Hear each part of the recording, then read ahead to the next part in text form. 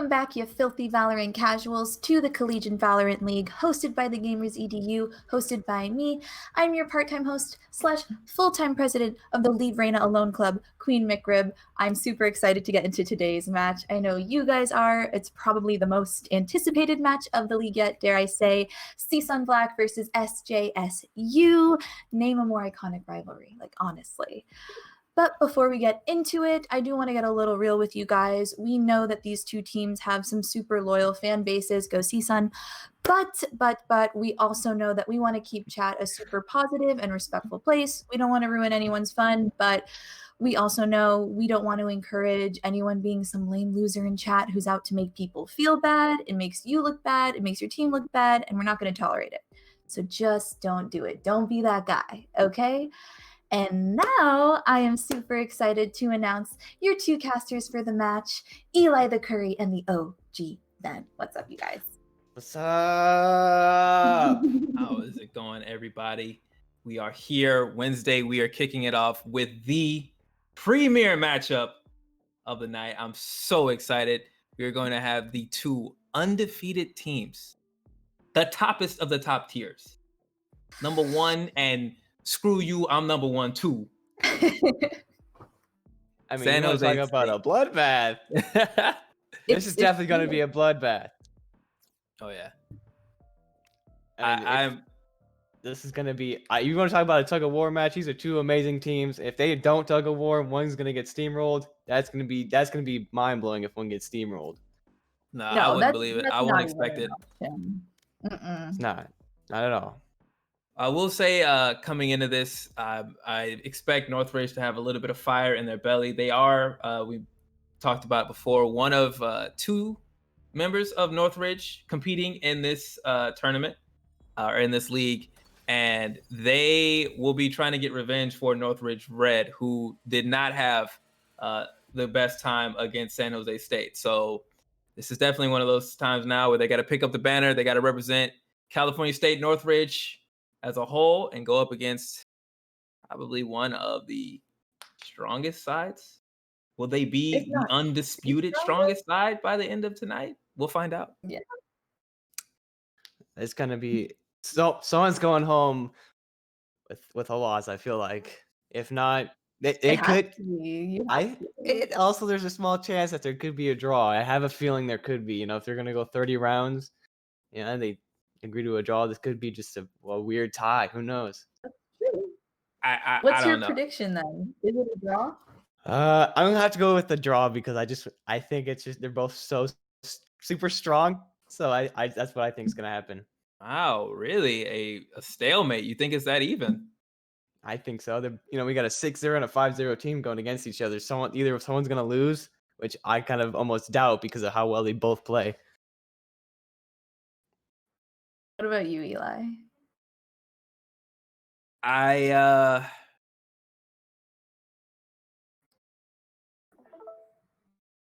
think Northridge is going to win. I think they're going to win. I would say that San Jose, really? I would have them as the favorite, but honestly, I would say that from what we've seen out of Northridge, the way they've come through time and again, and having had the experience through secondhand, but teammates still having gone up against San Jose State, I think that there's information there for them to go off of that San Jose State doesn't have. And that little bit of information, I think, is what will make the difference, because I do believe these teams are so close to each other in so many aspects of their teamwork and of their ability to get kills and picks set up and protect their spikes on attacking side, that I think that type of little thing is what really will make the difference. But like Ben said, I also believe that this is going to be back and forth. And if it ends up being San Jose State, I wouldn't be surprised at all. But I just have that little inkling, that little feeling that type of information, just being able to talk to somebody else, will help them out in this first matchup. I hope you're right. I hope you're right, Eli. You want to talk about bloodbath? You want to talk about two teams going against it? This is a perfect matchup. Two teams that have not lost yet. Yeah, if they're both going to put it fully on the line, I already feel like tension's going up in the air. Like I'm ready for this. Yes, and as you see, we are going. We will be on Ascent as well today. So this is another one. This is a map now that they're both going to be very familiar with, especially at this point in the season. So we're not going to have any of that unfamiliarity. For those of you who are wondering about Icebox, about Sky, we will not be having either that map or that agent until sometime later on, perhaps even closer to the last week of the season. So we won't have any of those new agents or that new map to interact with for quite some time. So there's going to be no unfamiliarity excuse for either of these two teams. Whoever comes away with this victory on Ascent, they're gonna say it's because we did the work before half and we were ready to get it done. And can you tell us a little bit about Ascent, Eli? So this is like the Ascent was built, I feel like, as like a bridge for those who are coming over from games like CS:GO, who were very used to those quintessential maps where abilities are not going to make the difference. And the reason why I say that is because Ascent offers those tight sight lines where the faster your character moves, it doesn't really help you too much, right? So when I talk about a character like Jet or characters like Reyna who kind of move around in weird ways, Ascent is meant to kind of hinder those agents and not allow them the same mobility that they would enjoy elsewhere. And so it's a very tactical map. It's very, very much about getting the call outs, getting the information, and then making your shots within tight windows and avenues. Because if you don't, you can be picked out very early. As we see right there, Alvin is trying to get in, but big work with 3. Ooh. And just like that, I believe we came in actually a little late as we missed the first round, and now already San Jose State is up 2-0 as they are on the defending side going up against this Northridge side who will be on the attack to start out with. And an early lead already for San Jose State. As Big did well there to get 2 kills, protecting the intro. San Jose only lost 1 person that second round, right? Yeah, just the 1 pick for Northridge. So see again, Choi Boy getting out early. This is looking like a very quick, aggressive run here as Choi Boy gonna get an early kill on Fiesto Nino. That's the second time in 3 rounds now that Fiesto has gone out first. And just like that, Choi Boy back into the site. Did work, got a kill, and then immediately dipped back. And now Northridge has to scramble in order to figure out how they're gonna make this attack happen.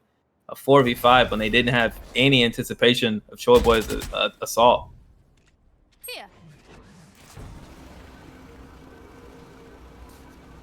San Jose is definitely playing this well. Right now we see, Sun Black taking their time getting into this point. It does allow the defender set up, and that's also can be very dangerous. Absolutely. We see Alvin is getting work done there. There's 2 up in heaven. Choi Boy flanked there by Bench, and just like that, Poise is going to be able to get this spike down, and the odds have been flipped. That was a beautiful attack on a site, and all of a sudden, it is a tough retake now. As you see, Gong gonna try to get into the area, but this is gonna be really harsh. Even trying to come up through heaven, you still got an agent on the other side. As you see the pick off there on Devins. He gets 1 off, and that can also change it as well. These are 2 strong teams, so they have definitely perfected a lot of their skills. They don't have as much small faults as a lot of other teams have done, but still not able to pull it off. Alvinus with a 4K that round, definitely leading that round for sure for his team. There you go, Alvinus with 4 on the board. A beautiful attack, and then the picture-perfect response after the spike goes down. These 2 teams, top of the ladder, each of them undefeated. I'm going to keep it 100% real with you all. It's going to be very rare, I think, to see, a retake against a setup like that. If either of these teams is able to get a start of the round early like that, where you get the first 3 picks of the round, I feel like you can chalk it in for that side. And the reason for that is just because of their discipline, their trigger discipline, and their awareness. As we see Chris getting out early, getting 2, but there's a response there, and already we're even again. Early rounds here, San Jose State definitely taking the aggressive side, even as the defenders. They're looking to crush this Northridge attack early before it can even get a chance to get started.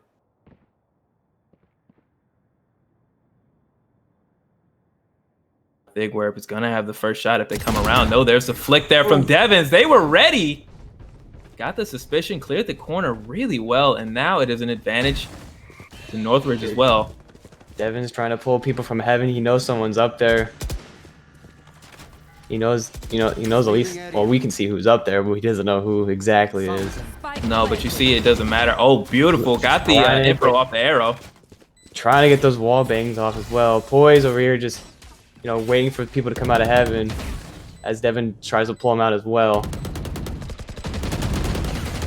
See, is Poise going to be able to get the wall bangs? He is not able to right now. Come. Oh, 11. Yeah, God, my respect. I'm already getting the names wrong. Oh, there's Elvin there with 2 there, and now they try to clear this near side, trying to figure out where the last remaining member is. There's Bench coming around. As the defuse has to come in. Bench gets the kill on Gong, and now Elvin's defuse is going to be cut off. Elvin stuck on the spike. He's not going to be able to defuse it. Ben with the clutch. Nice. Bringing it 2-2. Yes. Have we seen that in chat yet, where we see unbench the Ben or unbench the Ben? Oh yeah, no, we've got it. We see it already. They know. They know.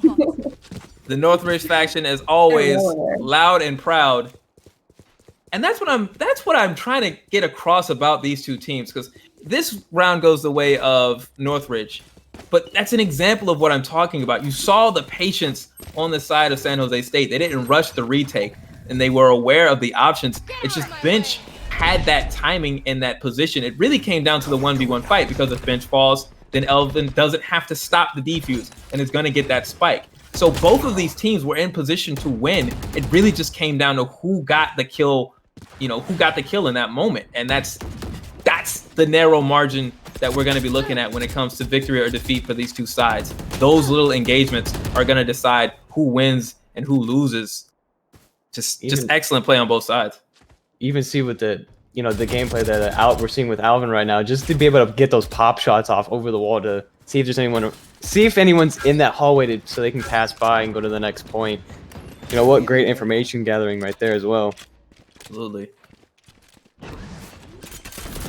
See now Bench already into the site. Choi Boy was so low in that fight with Alvinus, gets taken out by Fiesto Nino. Devinus doing more work there on that Sova. Now Alvinus with 2 more did so much work on Choi Boy, finishes off Gong and Chris, and now it is just Elvin left with Bucky to try to make something work. They're able to get Alvinus there. One. Not able to get any more. Yeah, no, long fight with that Bucky. You're gonna be on ice. That's not gonna happen. He's probably trying to get some, save some money for that round as well. Trying to get his economy back. Anybody catch that MCU reference there? Long fight with Bucky. You're gonna be on ice. Winter Soldier. You know what? Let's move on. Round number 6. It was good, but I wasn't paying enough attention to catch it. I should have, because me being a Marvel fan and all that. But just really testing my waters there. It's all right. I'm gonna forgive you being focused on the match right now. It's a strong 3-round advantage here or 3 rounds in a row for Northridge. They has responded to the early opening punch from San Jose State. Here we go, Devin with the Hunter's Fury. If we could see what we could see, he was so close with all of those shots. So close, but not able to even get any damage off. That is... I wish he did get some damage off. That would have made the match already start off very strong. Oh wow, Gong through the smoke on Devins. Elvin looking to pop out here, but Bench will get this plant down as the fight happens. They've got Chris on the backup. Here they come. There's Bench Elvin. down. Elvin coming out of that cage, not being able to see. What a great play with that big warp coming out with a strong. Oh, I thought he was gonna get the 2K, but he did not get the 2K. Oh, there was too much there. Poise was able to win that fight, but the Molotov from Chris, well coordinated retake here from the side of San Jose State. As you see Chris getting the Molotov into the section. Poise at that point has to stand their ground and fight the fight. They can't afford to move out of the way in order to reposition themselves. So even though they're able to win the 1v1 with Elvin, ultimately falling to that Molotov damage, that's the type of coordination we're talking about. It's going to be so hard for one to get it done against 2 or 3 when you've got teams that are this strong collectively.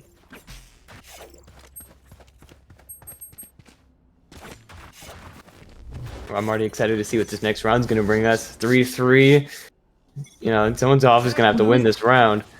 We keep getting tied up here. Ben, you could be right. You know, like, if they have to play the 20, I won't be upset. I mean, I could see it go to a draw.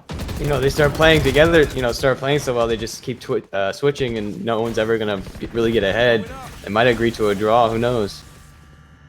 And now Chris going to light up the wall of fire here to try to protect A site. The word is going out now amongst San Jose State. Get your tails over here and get ready for a fight.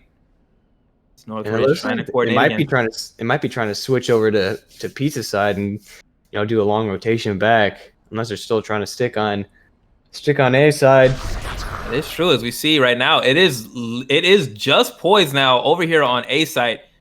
The large remainder of the team has moved over and is starting to rotate slowly, of course, but they don't know.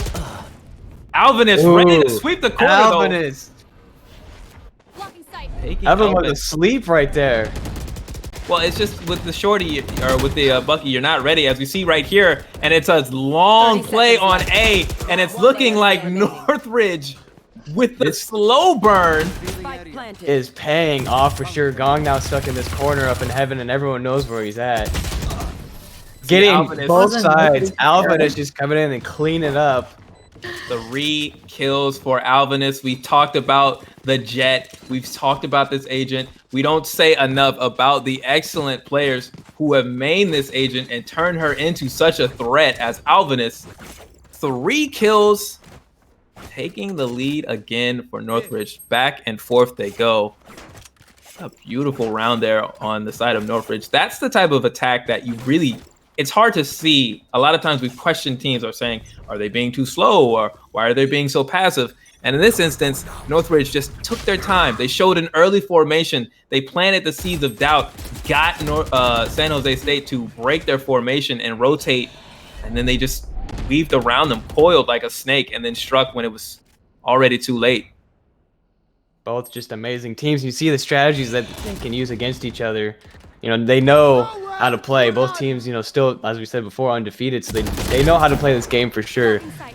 Both amazing teams, knowing these different strategies to use against each other in different situations. That's what it comes down to, is knowing this game and how to play it. See now. Set up in the smoke. Bench gets a kill on Choi, but can't turn the corner before Thig gets the response. And there's a spike carrier down, but it is 3v2. Low health, however, on the side of Cal State Northridge. It's going to have to be quite a bit of caution here, as still with 42 seconds, spike carrier down is unfortunate, but this is still a round that can definitely be won if you're Northridge, but you've got to figure it out, especially as you see Elvin with so much information. And Elvin knows where he's coming from. He knows he's coming from the mid-side pizza. Same, you saw there.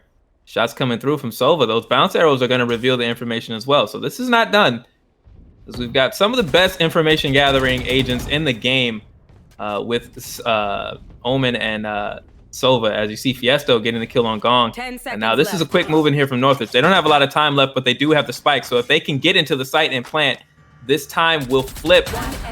Oh my goodness! And able to get the corner shots, turning it in their favor. 4v4. Wow, what a turnaround right there. Not even able to get any sort of lead. Work with the clutch. Did you see the turner, the turn of the corner, the understanding without even being able to see, knowing that had to be the one place where the spike could go down with that amount of time left, filling the air with bullets, able to get the kill through the box and take that round at the literal last second for San Jose State. I am telling you, by a matter of pixels, it is going to be frames of a second and pixels that determine the difference between these two teams.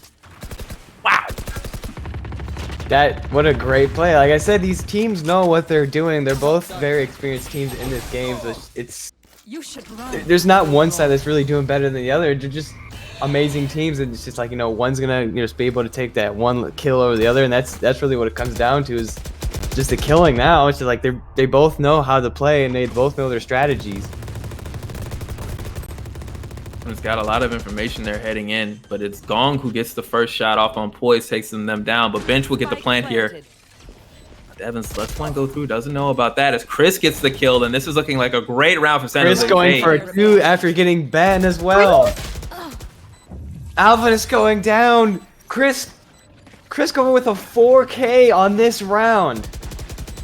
Absolutely, Chris, the Phoenix reborn, had such a great performance last week. 24-7 in the last match for San Jose State.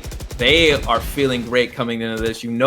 As an undefeated side, you want to keep the momentum going. But as I feel like maybe the team with the biggest air of invincibility heading into this, they've got a lot to say about this. If they can win this dominantly, they can put the word out and say, listen, congratulations to anybody who's able to stay close to us. That's your biggest accomplishment, because when it comes to W's, they're going to go all the Spartans' way.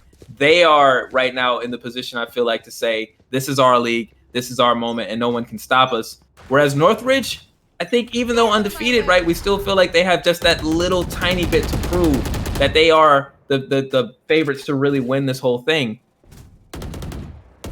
Remains to be seen, as the margins are still so slight. I mean, we'll really see as the game comes, well, not even close to an end yet, but at the end of the game, we'll see who is really going to be coming out here undefeated as well, if it doesn't come to a stalemate. Okay, and there we see Alvin is there with a Blaze Storm, gets the kill on Choi Boy. Chris is able to respond, but at that time, the doors had been breached. Bench is through with the plant, and now you are just left with Gong and Elvin here on the Cypher and Sova. And look at the confidence right there. Look at the confidence. Yeah, Alvin is just coming out on heaven, just trying to make sure he gets these kills in. He does not want to lose. No, he wants to he's trying to get this 2-point lead, really trying to switch it around for himself. As you see right Coming now, in while he's in the drone. Elvin getting Devin. That was a beautiful play there by Elvin to catch out. You saw Devins was just posing with the arrow. Come at me, bro. It epitomized.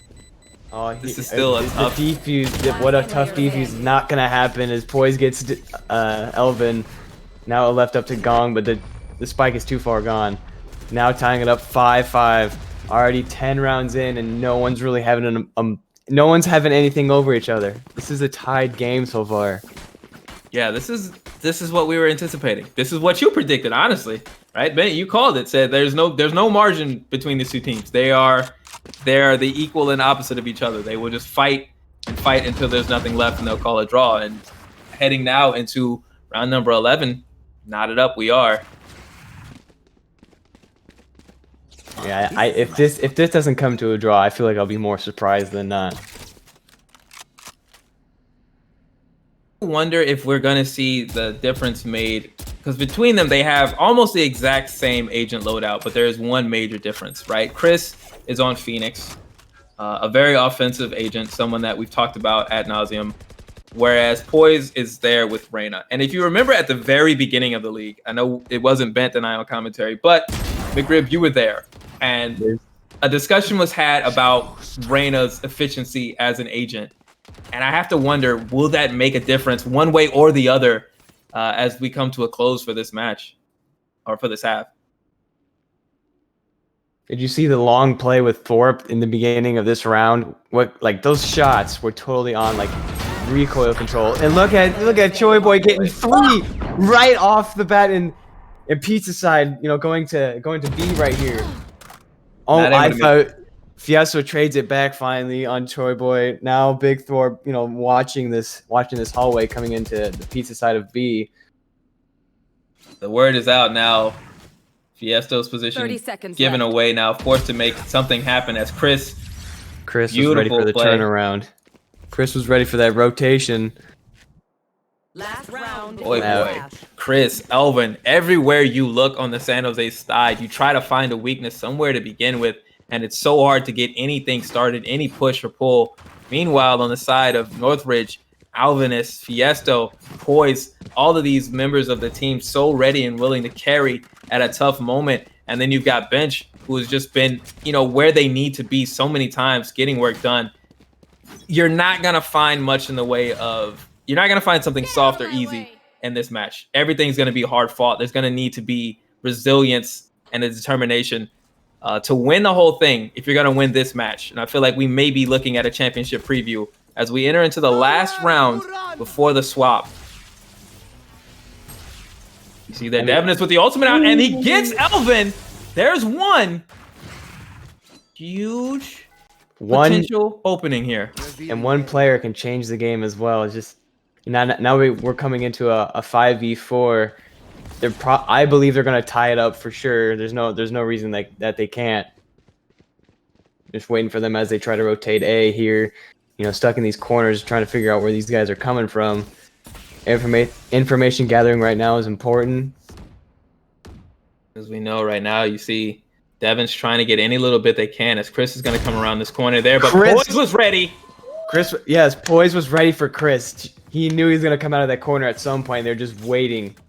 And now it looks like they did all rotate or are rotating B on Pizza's side, going the longest route possible.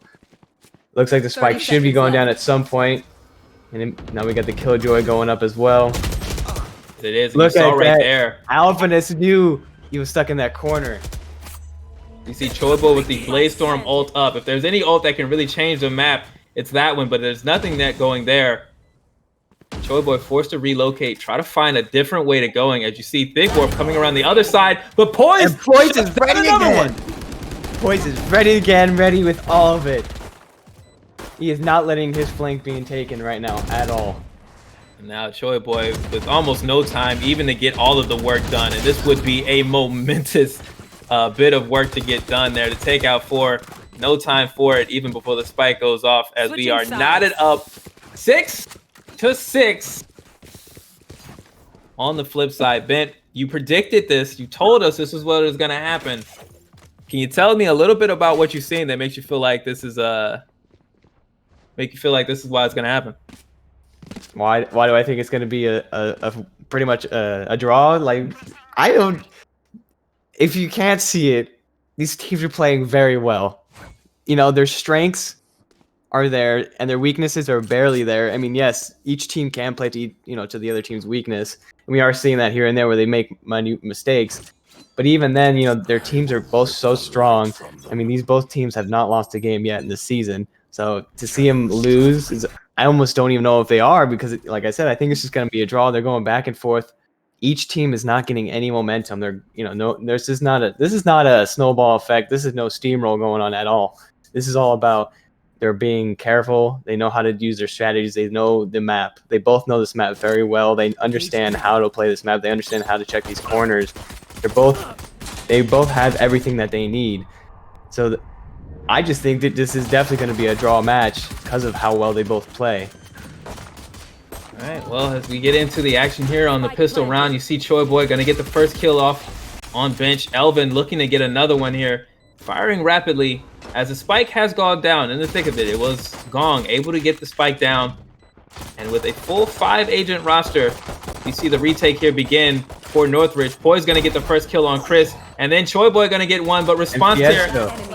Fiesta then going down. Trades coming hot and heavy, and it is all up to Alvinus to get the job done up against Gong and Elvin with the spike down. So speed is of the essence, and Elvin says no. Not able to have that happen. I feel like we're saying all the names on each team. Each player of each team is playing very well. Not one person is really popping off, as you would say. Really not taking the lead. Each person has their quality and what they bring to the team. Each person brings so much. Yeah, this is one of those where the stat line won't tell you how well either team played because it'll look so even, right? There's not going to be a gaudy KDA by the end of this thing. You're not going to see one of those showy, oh yeah, I had 23 kills and only died 5. No, this is not what happens. This is where each and every step you take, every bullet you fire, every utility you use is all going towards one statistic, and that's win or loss. Whatever happens in between the beginning of the round and the end of the round is done with the team in mind, and that's why these two teams represent so well. As you see there, Chris able to get the kill on Poise with the superior weaponry. Using that Spectre, turning the corner, just too much for Poise to get. This is only a narrow, money advantage right now for San Jose State, right? They didn't want to go all in on this because they know what happens. You can still very much lose a round like this, even against pistols on the other side, especially when the team is so strong as Northridge is.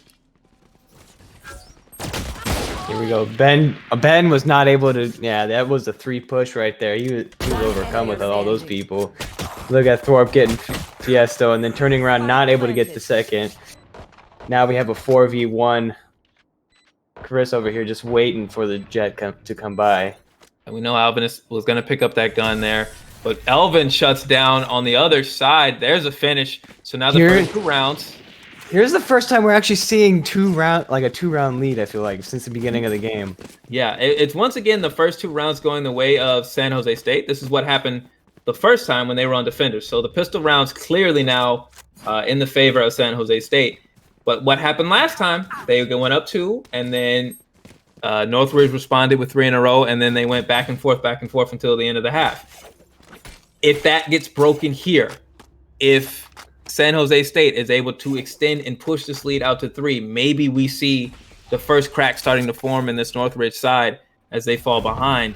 But you see now armed up with the Vandal is Fiesto. This is a buy here for Northridge. This is them saying, we're going to take this round. We need to win this round and put an end to things. Yeah, they're not trying to let any momentum get any way of San Jose State. They're trying to take it back for themselves.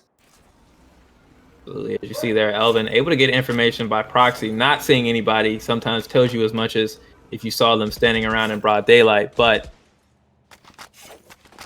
still, when it comes down to it, you'd rather know where they're at than know where they're not at. You just never know whenever you turn a corner. As you see the fire coming through, Chris killed by Poise.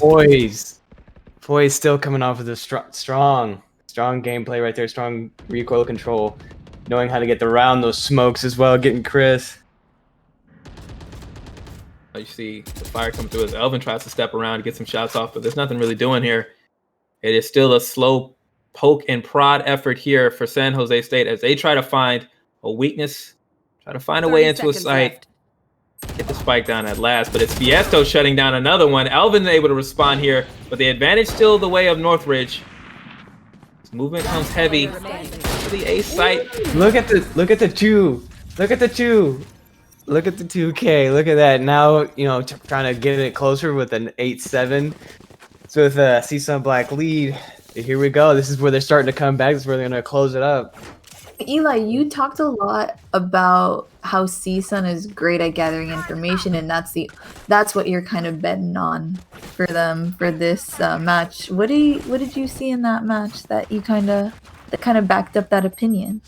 Well, it's just been the manner of their growth as a team. I feel like the first time we saw Northridge, it was a matter of individual excellence, right? We talked so much about how well Poise played, and we've talked so much about how well Alvinus has played.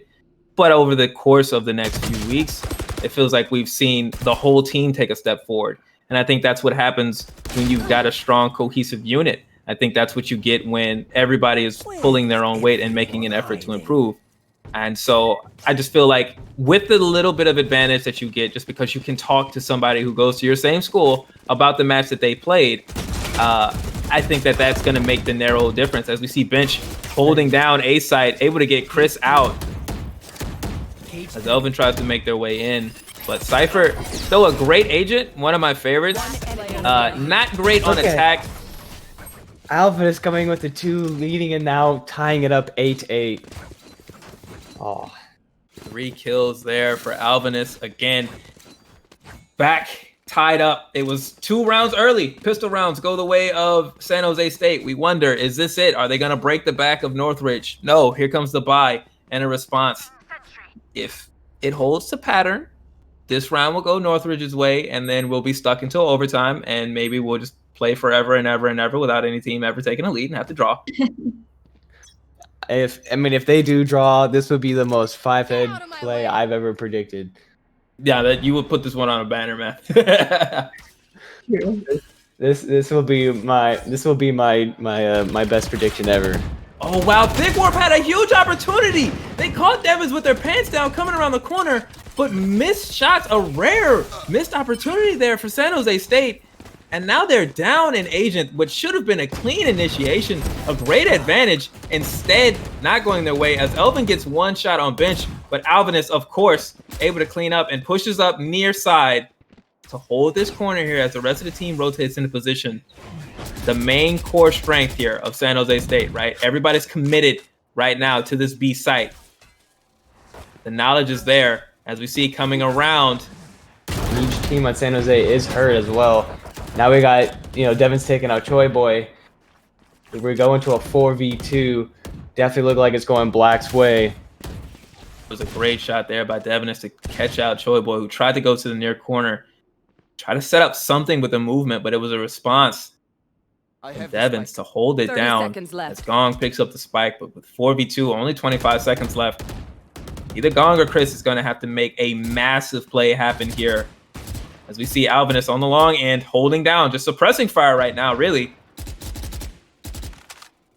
I think at those 25 seconds, they could have definitely, one person, the spike carrier, could have rotated around and tried to break their attention off of that side, but it looks like it didn't happen.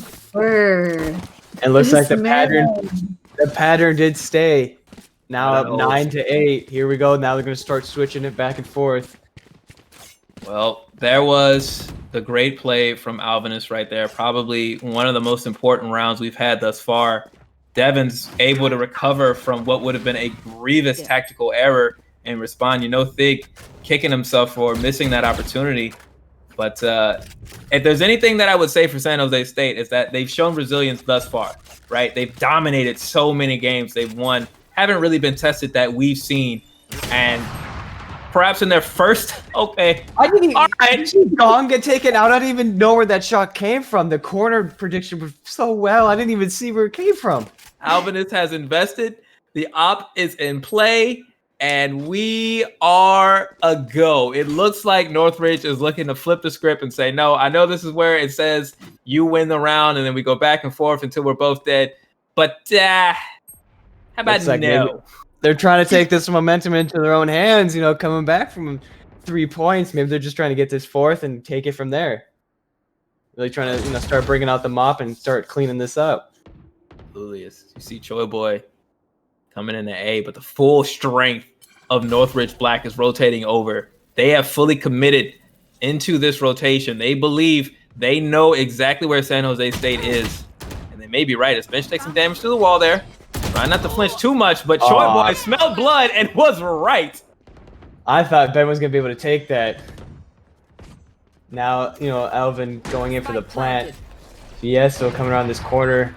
Visuals are blocked. Alvinus with the OP shots on Choi Boy. Alvinus again. I just see the Blaze Storm is up. Alvinus looking to finish it off. Oh, I really thought he could get that kill. That would have been such a great kill as well. Boys on 11. They take it down. Here comes the defuse. And it's going to be 10-8.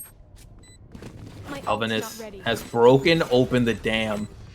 Got the work done. Has won so many fights. And now it is Northridge with the dominant posture here. Defending side, only needing 3 more rounds. Can they keep it though? Or do you think they're going to come back? Do you really think this attacking side is going to come back right now? Well, I would say at this moment right here that this is the make or break for it. I see Choi Boy opting into the Odin. It's going to be an early play right here, and Choi is absolutely correct, by the way. Just we know that, and the folks at home know that, but Choi had it all lined up. As we see the bullets coming in, Alvinus patiently on that operator, predicting the attack correctly. But it's going to be about execution here. Will it get done? As you see, Chris knows as well, right? Everybody on San Jose State knows they're pushing into an op. They know. They're gonna have to take that corner real fast. Let's see if Chris is gonna get this flash off. Maybe blinding the op. Now they're able to push in the operator, not sitting there waiting for them. Chris on the ultimate now has that information. The Odin out. So many smokes out here. Alvin is not able to get a clean shot off. No information. It is a melee, but no kills thus far. Devins gets taken out to the wall. And it's Chris with 2. Alvinus with still a kill on the operator. The spike carrier is down, however, for San Jose State. So though the bloodbath, they are down. As Poise gets one on Thick War. Bench gets one on Choi Boy. And now Gong trying to go off with that Hunter's Fury. But they're going to miss out. Not able to get nothing, though. Left. But Gong's still bringing it back with 1 kill. Oh, Gong's it. Gong is all that's left. This match has gone so fast as well. Is this going to be an 11-8? Is this the first time we're actually going to see any momentum gaining in this game? Maybe looking at it right there as Gong looked off that angle just at the wrong second. Poise stepped up. Finishes what Alvin has started. The Odin secured. The operator secured. If they even won it. And you know right there, as you see. Like, of course the Silver Main just goes, oh, no. Is that Noden? Is that Noden? Let me get my hands on that. I'll take that. Let me grab that real quick. Let me get some quick wall bangs. Well, now the weapons are all up here for Northridge. That was a massive round. That was a forced buy from San Jose State. They leveraged everything they had really on that round.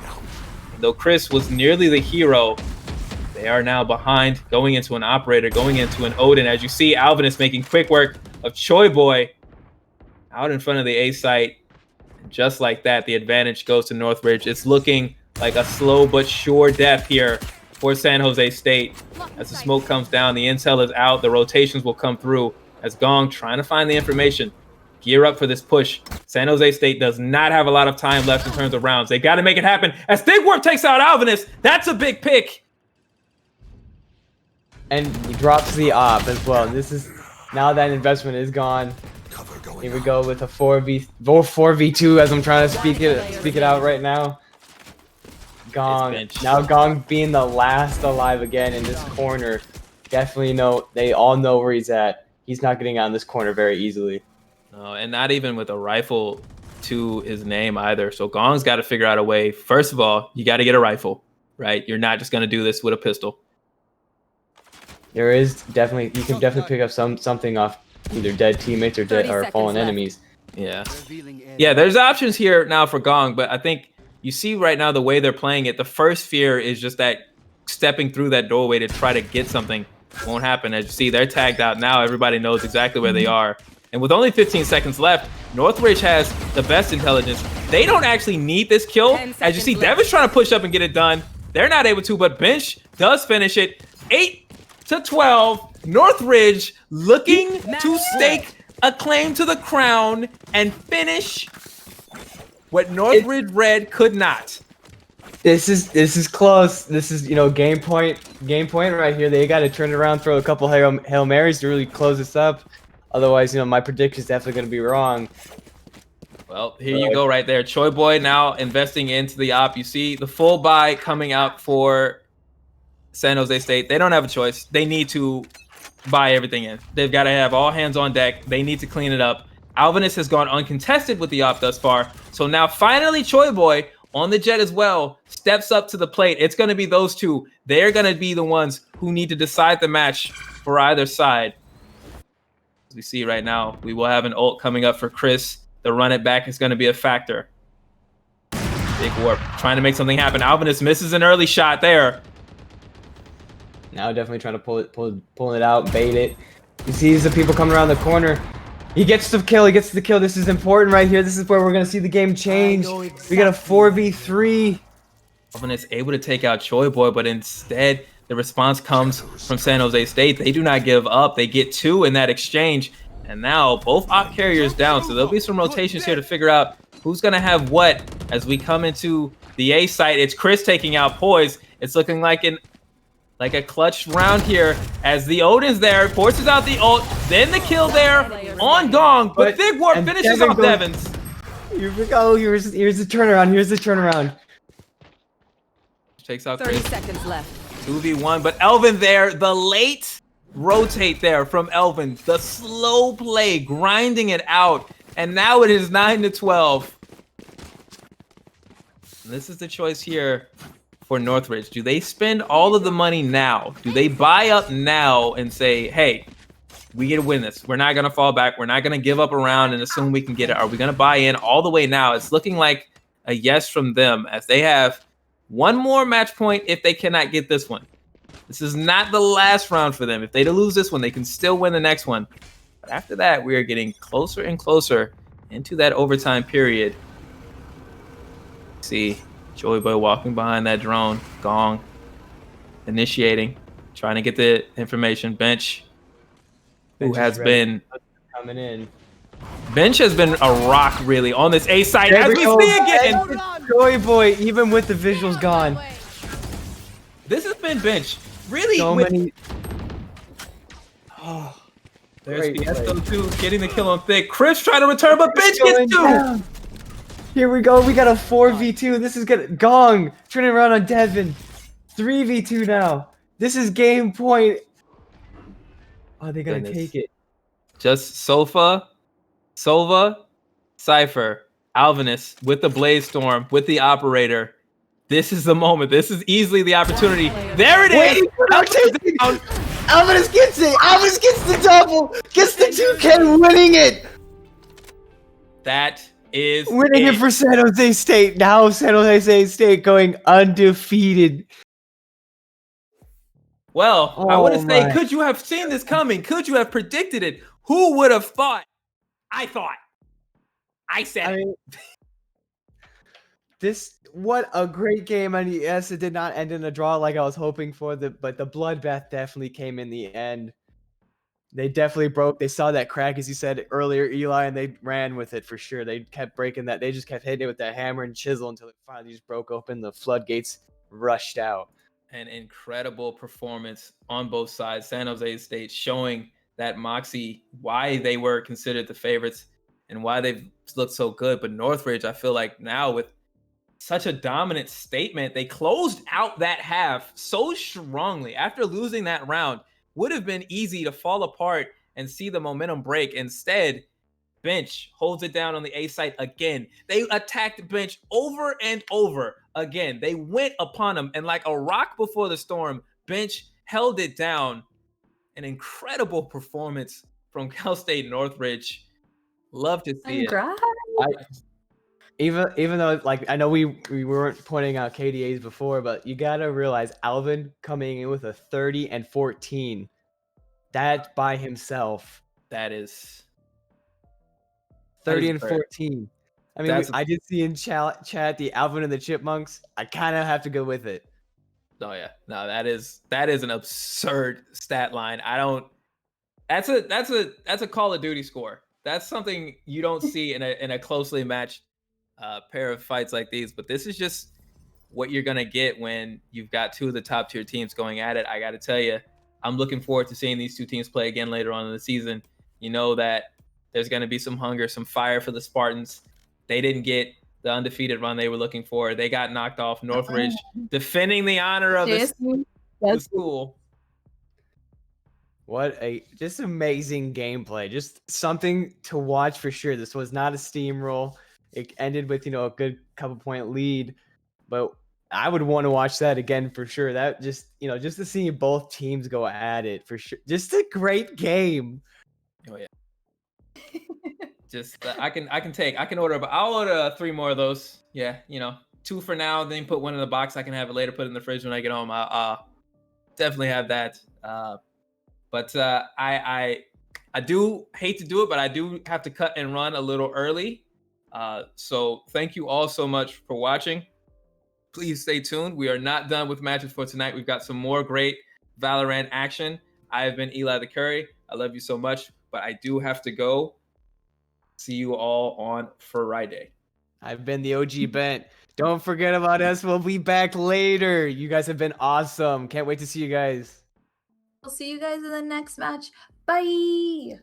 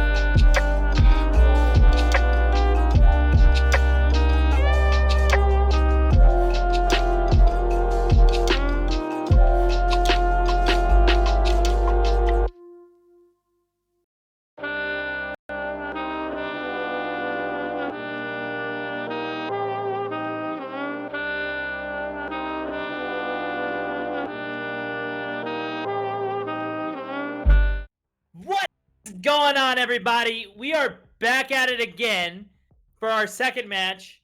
As we just came off a piping hot one, it was really great to watch. This is your boy Funny Man, and joining me today, my brother, the casting duo that completes the duo, Pierce Muted. Alan, how are you today, Pierce? I'm doing good, man. I'm ready to cast some matches tonight. Had a pretty productive day, just getting stuff done around here, and that last match was definitely the best match we've seen so far in this league, so I'm looking forward to the next two. I mean, 30 bomb and SJSU takes their first loss. Pretty crazy. Yeah, that was insane. First 30 bomb of the season, and then they got knocked out, and so now they're 6-1. Yeah. And now CSUN Black is 6-0, the only undefeated team in the entire league at the moment. So that is really huge. But talking about leads, we are going to be casting here today San Diego White versus Sac State University. Sac State has not won one. San Diego White has won only one. So they're basically in the same position. They're going to be fighting for whoever can get. Will Sac State still stay defeated, or will they actually get one on the board and be 1-6 instead of 0-7, ending off the entire week? Because that's going to be a rough one. They're going to have to change something here soon. Yeah. You gotta think they'd win a game at some point, right? I hope they wouldn't be like the Shanghai Dragons, who in the first, I think it was the first season of the Overwatch League, basically they didn't win a match. Not basically, they did not win a match at all. They went like 0 and like 20 something. I can't remember. It became like between esports and sports in general, like one of the like kind of worst teams of all time. So hopefully for Sac State, I mean, if any match is going to be their match to get on the board, it's going to be this one, right? Just based off of just rankings, right? One of them's, 1 and I think like 5, 1 and 6, and the other one's like 0 and 5. So, I mean, they're only, 3 points ahead, San Diego. So this is definitely the match they need to take. Yeah, this is going to be really huge for them. It's got to be make or break, really. At this point, it wouldn't surprise me if we see mid-game changes, because that's what we're at week 4. We're 4 weeks away from playoffs. They need to make something happen, and they're going to be at the bottom of their bracket. The bracket isn't coming out until later on this week, but not a spoiler, but the way the bracket system, work is going to very much determine what standing you are. So they're going to be at the bottom of their bracket, and they're going to be going against number 1 seed. So that's going to be really huge for them. They have to make something happen. If they don't, then they're going to put themselves in a really bad position at playoffs, and they're going to hate themselves really bad, because you're going to be going against like Sac State or Sac State or somebody like CSUN Black and Sac State. What am I saying? San Jose State. Or CSUN Black. I mean, if you're at the bottom, you're gonna face one of the heavy hitters first round, and that's not where you want to be, right? I mean, it's okay in a way, because if you want to win the league and get that prize money and that trophy, right, you got to be able to beat anybody. But for one of the lower teams that's been struggling, they're gonna want to start getting some matches rolling here. So even if they can't make it in the top half of the bracket, at least get somewhere in the middle, so they can have maybe a more even shot at making it out. So halfway through the league, every match just becomes more important. Yeah, it's going to really determine. And now we can start really getting into statistics of saying like who's going to win, just because of how it's been being played off today. But really quick though, small little excerpt for everybody, but just to give you guys a heads up, here at the Gamers EDU, we care about your guys' mental health and awareness. Our mission is just really to bring a better community here together, build one for you guys, and to be able to just be able to voice out when you guys have some things going on. Everybody's going through something, so definitely don't be afraid to voice out. All of our emotes have a meaning behind them, and we would love for you guys to partake in that. Also, by partaking in it, I mean getting in the Discord, everybody. Awesome Discord we have, and we would definitely appreciate it here from everybody if you guys can just go ahead and hit that. other than that, we're doing good on that point. I kind of lost my train of thought, what I was going to say there, but going back to the game here, we're waiting for everybody to get ready, and it looks like we're going to be starting up here really soon. I guess we can go into caster predictions. What are we going to be seeing today, Pierce? It's hard to read some of these, like the lower teams, right? Because sometimes I'm like, they're pretty close in ranking. They might just play a close game against each other, and then the other one could come out and just like stomp the other. So, I mean, normally how I've seen on Ascent, like I said in the past, it's gone pretty close. You know, both teams play one side pretty much equally. So I'm gonna go ahead and call a close one. I'm gonna be a believer. I'm gonna say Sac State's gonna break it and finally get their first win, but it's gonna be close. I'm actually gonna call an OT here. I think it's actually gonna go 15. We'll go 15. No, is it 14-12? Yeah, I'll just say they'll get the first 2 rounds OT, so it'll go 14-12. OT. That's good. Oh man, I don't even. Me no say. I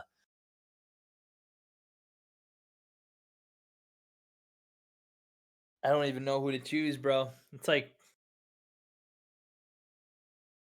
I'm gonna go for Sac State. I don't think it's gonna be OT. I would say it's gonna be really close though. I'm gonna say 13-11 Sac State because they have some solid, and I mean solid players on their team. They just haven't been able to haven't been able to win. We've seen Quasi, we've seen all those guys do work, but not enough. So I would say, yeah, 13-11 Sac State on my end. And you chose both. Did you choose Sac State as well? Sac State, yeah, Sac State as well. I just had 14-12 with a little OT. I mean, I usually feel Ascent matches go really well. I mean, just from what we've seen, with the exception of maybe last match and one of the matches you and me casted on Monday. I mean, usually the attacking teams do really well, and then it would flop to their side, and the other team would just do really well on attack as well. So, I mean, the exception of these 2 matches, I just see the trend continuing and just teams being really strong on attack. I mean, unless teams are, adapting and changing things pretty quickly, I think it'll stay about the same for right now. So, yeah.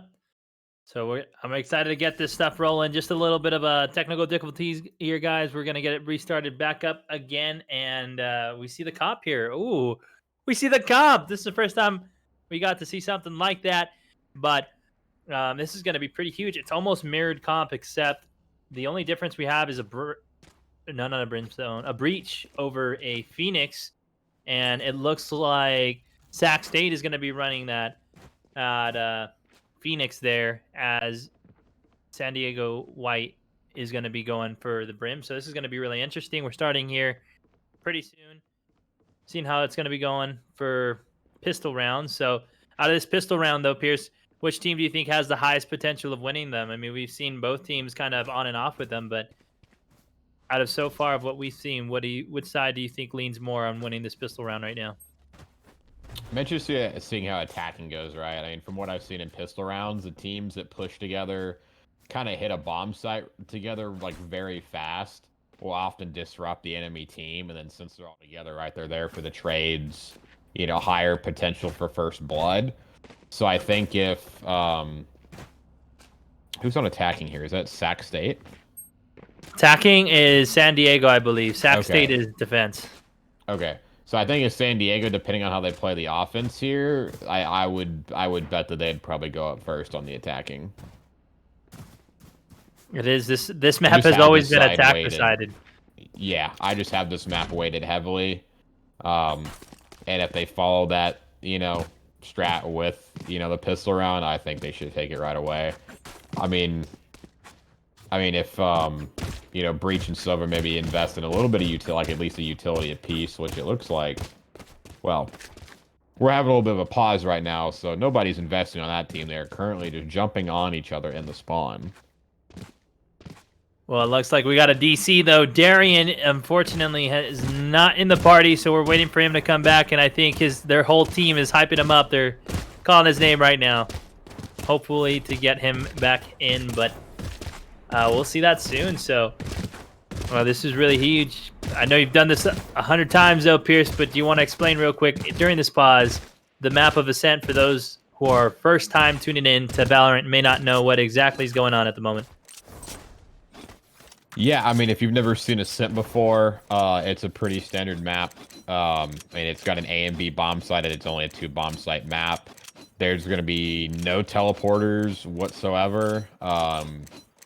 So it's going to be pretty standard, right? You've got your bomb site B, you've got a middle of the map, middle of the A. I mean, if you come from the game of Counter-Strike, you know, I've heard this has been compared to as the closest map to like a map design-wise from Counter-Strike. So, yeah, pretty standard layout. You got the spawns, you got a mid of the map, A and B bomb, just pretty standard layout.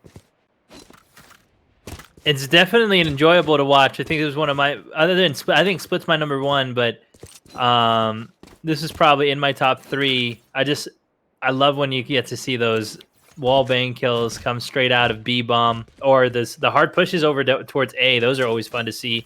And I mean, we saw some weird comps here happen very much earlier this week, of course, and people not adapting to that. So it's going to be a great map to watch here as soon as we can get this started. Hopefully Darian has caught the hint that we want him to stop DCing and start being a part, bro.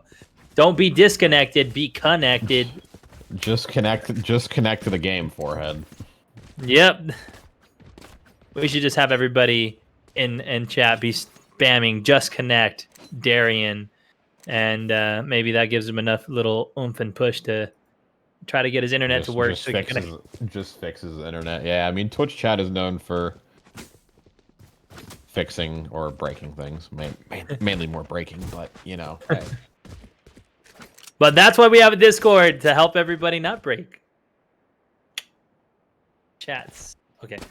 I don't even know where I was going with that. But we'll see this here. I'm really excited. We got Sobas are huge. We've seen that. Probably going to be the ones that are going to be running the Odins here. I'm kind of excited to see Rigby come out of that. Oh my goodness. What are we watching? Oh, look at the camera. I mean, well, look at that one blue eye and that big nose. Is that XQC? Could be. Could be. Cam. But Rigby on that Phoenix, I think from the only thing that I can really give to Sac State is that I think all their players have stuck their agents. They haven't changed. So I know we've been saying that a lot, Pierce, is to trying to see people who try to master them. I think they've been successful in how they play because all of them have really just stick to the same comp. They stick to the same agent. I don't think I've seen a change. Could bite them in the butt, you know. This is probably a time where you want to see some change, but I do appreciate it that they're trying to be a master of one before being a jack of all trades and a master of none. So that's going to be really good. Yeah, I mean, you can swap the heroes for sure, right? But I mean, you at least want to stay within your own role, right? I mean, at the beginning of the league, we were seeing Jets going over and playing Omens, or Razes going over and playing like Ciphers, and it's just a complete different, role swap, right? You're going from being aggressive to being the guy that hangs back and sets up the perimeter and, kind of make sure your team doesn't get flanked, say on offense, but. Yeah, I mean, it's going to be important for the team, so it's just simple kind of team composition, team knowledge, right? Figure out your role, figure out how you're going to play together as a team. And then that, establishes a foundation from, which to build on to be able to build strats and, on different maps and versus different teams. So, I mean, it all starts with being comfortable in your role. Because if you're constantly switching roles on the time, there's going to be,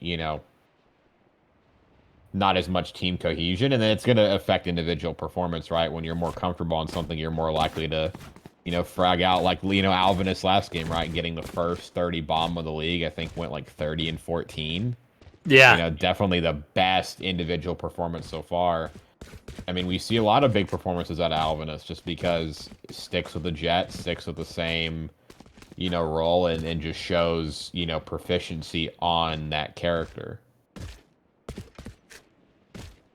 Yeah, I agree. That's the biggest thing, and that's what we've seen so far a lot. Oh, looks like we're gonna go ahead and restart the match from what it's looking like here. We're just waiting to hear from our booth to tell us what's going on, but just from seeing that, it looks like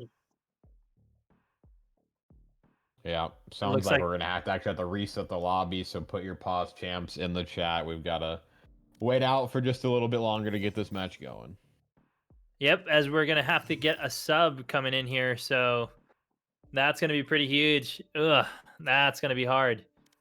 We haven't really. I think. Wait, subs are gonna have to come in. From what we were told is that they have to restart the lobby. It's been past the time that they could wait, and now they have to stick with either a sub or not a sub. So I think they're going over as a sub.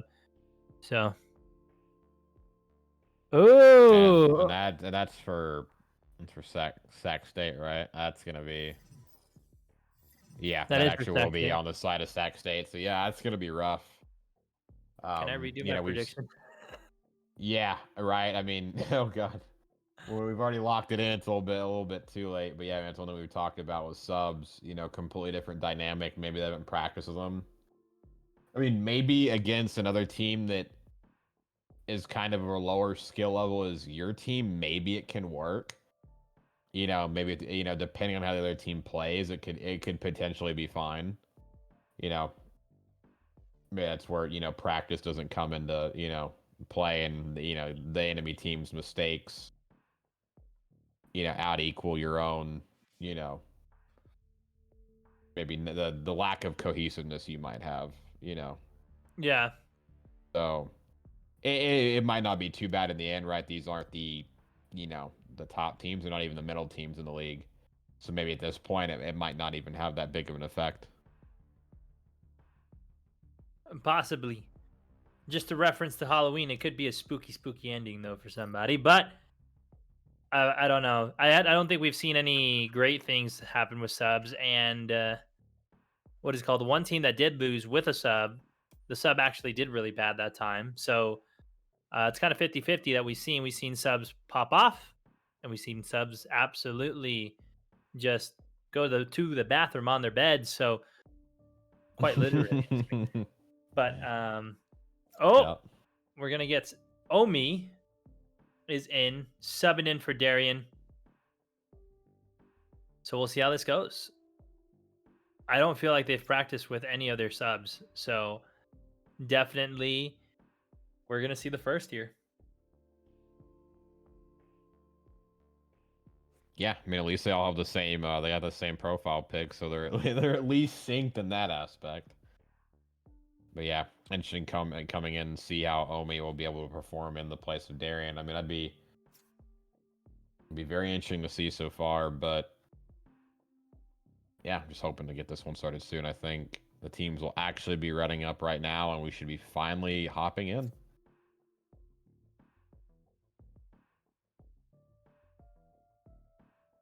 Another little delay here, but hopefully we can get this started to get some more Valorant for you guys. So this is going to be pretty huge.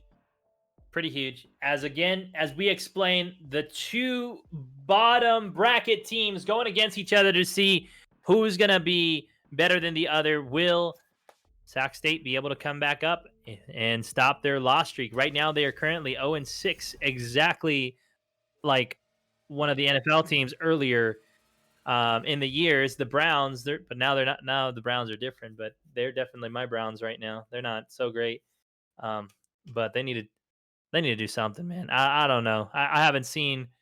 I've seen great things out of both teams. I mean, now realizing like where Quasi and all them are, I thought for a second, honestly, and that was just that was a smooth brain caster or thought that Quasi and them and Young V were part of Sac State, but they're actually on SDSU. I'll still lock in on Sac State, but both teams are great. They have quality from what we've seen. They just don't have the execution to finish it out. I really, really would like to see though some high octane gameplay and see how this rolls here as we get the game started, going on to the pistol round here pretty soon.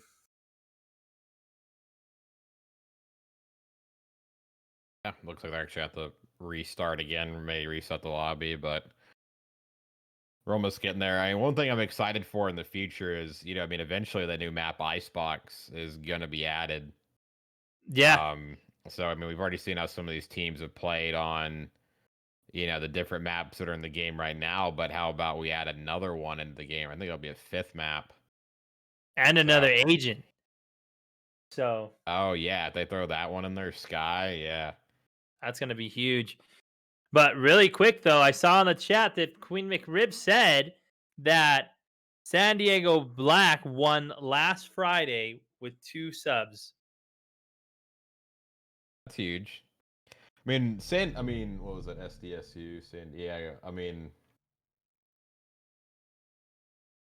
yeah, I mean, Black's solid overall, and I guess, if they fill in with some of the people from White, or maybe if Black has some of their own subs on their own, I mean, that's pretty good overall. They're able to make it. I mean, honestly, right now, the teams in the Collegiate League, I'm not super surprised.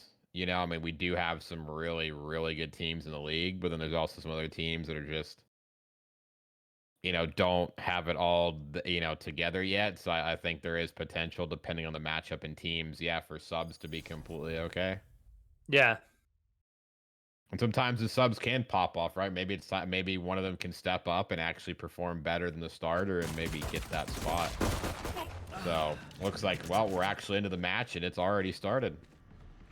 Yeah, right now they already got first blood on the side of the attackers, and it looks like they also swapped another one for a Brimstone.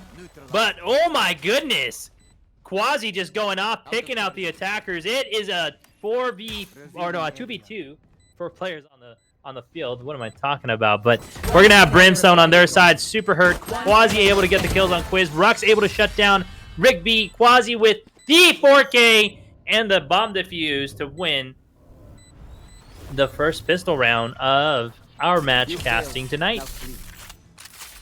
Yeah, I mean, we hopped in it kind of late, but from looking at the mini map, they definitely did what I thought they were gonna do and hit, a bomb site together off the start, and it was A, right? I mean, A has been the primary bomb site of choice for a lot of teams on this map, but it looks like what is that, the side of San Diego, it was actually already all there, ready to kind of counter that on A. I mean, when the bomb was down, it was basically a 5v4.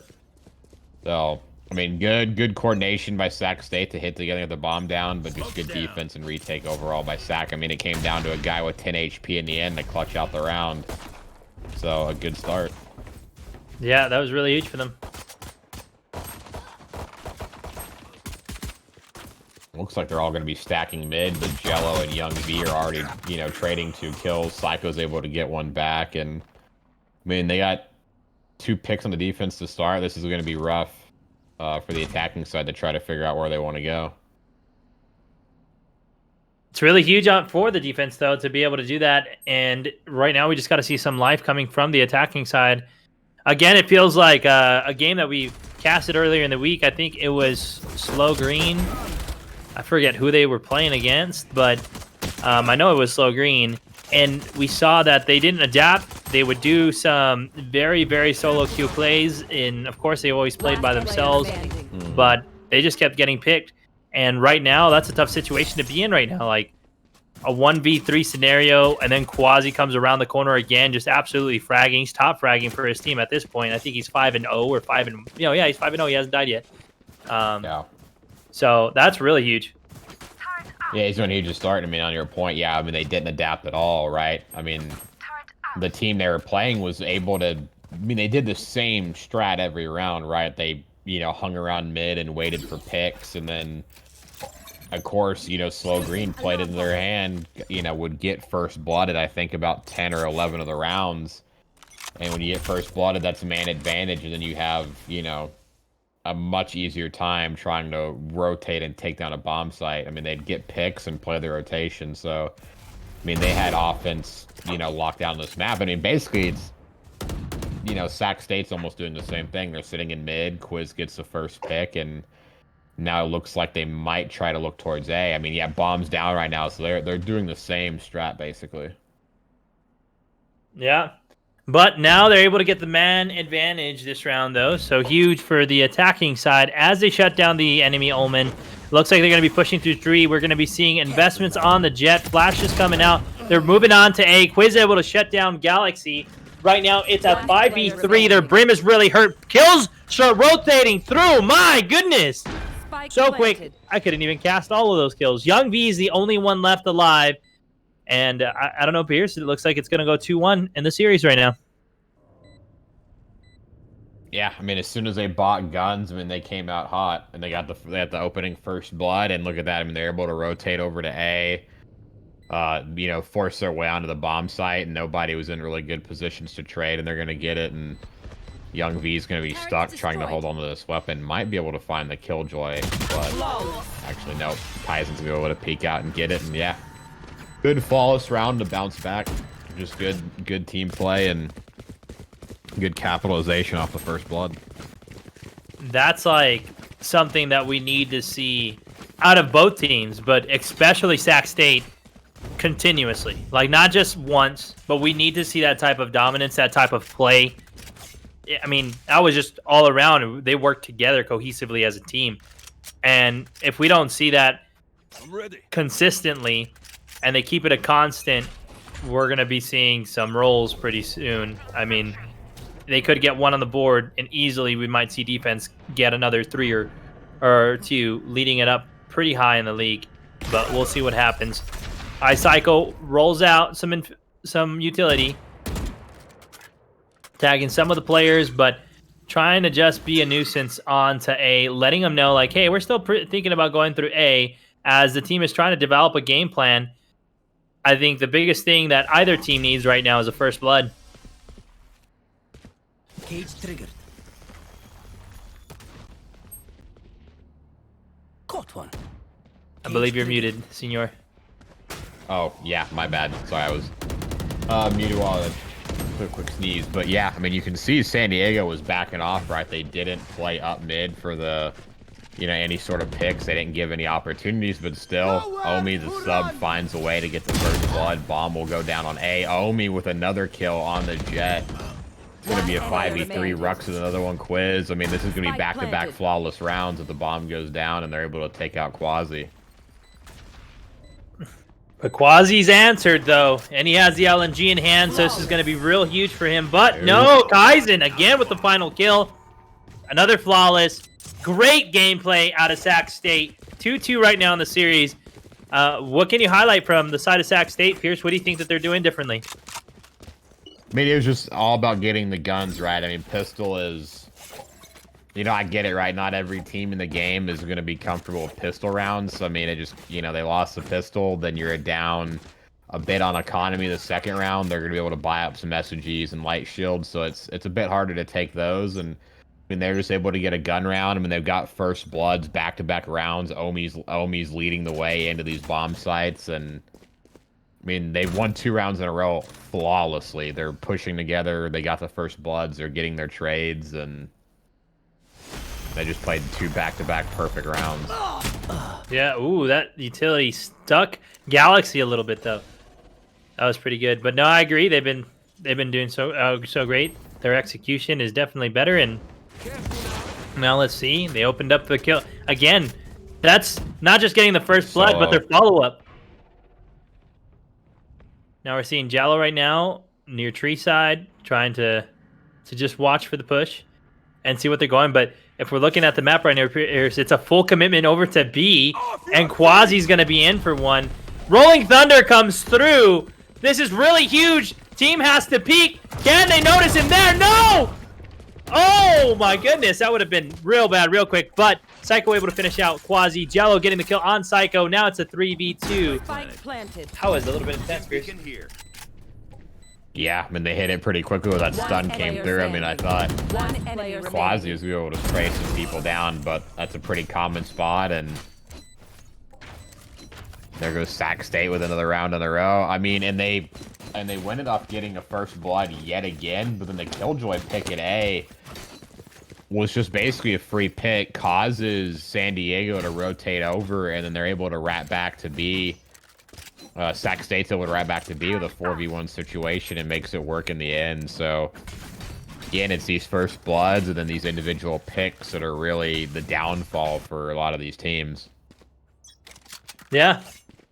But that's like, again, I think that's why they have that huge momentum. And I feel like they're at this point, Sac State is hunting for blood. You know, that's they lost 2 right off the rip, but that's kind of expected. If you lose a pistol round, almost not, if not all the teams, doesn't matter really the skill aptitude, they usually lose the second round, or they throw the round away so that way they can get to a buy round quicker because they're going to get a loss bonus. But after you explained it at the beginning, once they bought, they took 1 round, 2 round. Now they're at 3. They're playing impeccable, and they're getting the kills they need to be get. And right now, look at the side of San Diego. They have ghosts out. They don't have really much any arsenal to counter such a full weapon loadout. So their economy is also just hurting. It's hurting pretty bad. We're gonna see the smoke investments coming through, cut off the views from Galaxy, but he's able to see some, trying to get the shots. Kaizen strike though, my goodness, that guy got the name. Oh my. Oh my! It is amazing. Oh my god. Look at Quiz. Able to spray him down. It's going to go on to a 4v2. And yeah, with the ghost in hand, Quiz and Rux finish it off. Almost another third flawless round. And it's amazing how they're able to hit A like that. I mean, yes, granted, the other team has ghosts, but San Diego's stacking all their like defensive utilities on A. You know, all of Cypher's stuff, all of Killjoy stuff going on to A, right? Usually when I've seen some defensive, you know, strat to the pro level, they almost talk about, you know, making like a defensive line, right? Going from B through mid to A. You know, because, I mean, by stacking all the defensive traps on A, you're leaving the opportunity to, you know, for Sac State to rotate all the way back around to B and have nothing stopping them from getting in the bomb site. So, and again, they're doing it this round too. The tripwires are up on A. Killjoy's, you know, alarm bots are up on A as well. I mean, if Sac State wanted to just full hit B right now, they could. I think Silva might be able to recon and yeah, I mean, Silva can recon and shock dart, but that's not going to be enough to stop a full 5-man just running out of B and taking you down. Yeah, but right now it looks like they're trying to figure out what to do as the players are falling from the side of Sac State. It's a 2v4. We saw a couple players' lives get thrown away. Some players peaked and died. So it's just that peaker's advantage type of deal. Now it's a 2v4. So let's see how this happens. Rigby, though. Oh, Rock shuts him down. He says, I'm a better Phoenix. Now it's a 3v2. We're looking like they're going to go over towards A and push. That's pretty huge. Galaxy able to get 1, not able to get 2. Omi, just a sub, is showing off so good right now, and it's kind of hard to believe. But Quasi, that's a well-played shock dart right there. That was, I can't say much. That was good. You think that they got their counter? Yeah, good defensive round. I mean, they got the picks, you know, early. I mean, they got the picks pinning them back almost near their spawn, and so good answer from the side of San Diego to be able to bring that one back. And that's a good round to bring it back once they had some sort of weaponry. But I mean, you can see right now, Sac State is not going to waste any time trying to change it up, right? You know, just it's smart, right? Keep going A. If it ain't broke, don't fix it. And hey, they lost on A. And I mean, if you gather intel from those rounds, they just keep stacking the same way on A, so why not hit towards B? Silva's the only one there. I mean, if they want to get this, right, here comes a Killjoy ult. They're going to try to go aggressive right now and get on the bomb side. I think it's going to work out well for them, except the fact that Jello just gets 2. That was really huge for Jello right now, but he gets shut down by Quiz. Rux shuts down Quasi. It is a 3v2 at the moment. Some of their hardest slayers just got wrecked. They're getting shot right now. Young V's at 15 health. Rigby, though, is going to come here, try to be sneaky. He's trying not to be suspicious, but he shot too soon. Flash comes out. Oh my! Omi. Where's Omi been for Sac State? Where has Omi been this season? I have no idea. Like, Omi is rolling right now. I mean, you know, from what we talked about the subs, I mean, we might have to quiet down on the subs a little bit if they're going to be playing like this. Yeah, man. I think I shouldn't have said oh my, oh me. I should have, or oh my. I should have said oh me. That would have been better play on words, but it's already been said. Now we're looking at 5-3 in the series. We got 3 ultimates from the side of San Diego, so we'll see how those get used.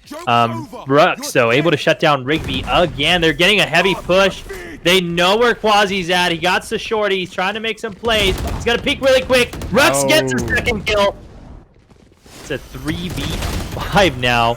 Oh my, Jello able to get the kill on Omi Quiz, able to trade him out as soon as possible. And this is what it looks like, Pierce, when you got a dominant team that's not winning just the games on strategy, on like getting the map locked down. Really quick shout out to Rux for that 3K, but this is pretty huge, right? They're also hurting the economy on the other side of the team. We saw nothing but ghosts. They fully spent as well from their loser rounds because they've been losing a lot, and now that shows you that they haven't been quietly investing the way they should from the side of San Diego. And so that last round again was another freebie, really, because when you got a full team of Vandals and Phantoms, they're going against Ghosts and one shorty. At the end of the day, the team fully invested in Vandals and Vandals and Phantoms are going to win, unless that side had impeccable aim. But we kind of just see it go that way. So again, a big shout out for the side of Sac State, as they're not just playing the strategy game on the map, but they're playing the strategy game with the currency. So huge on them.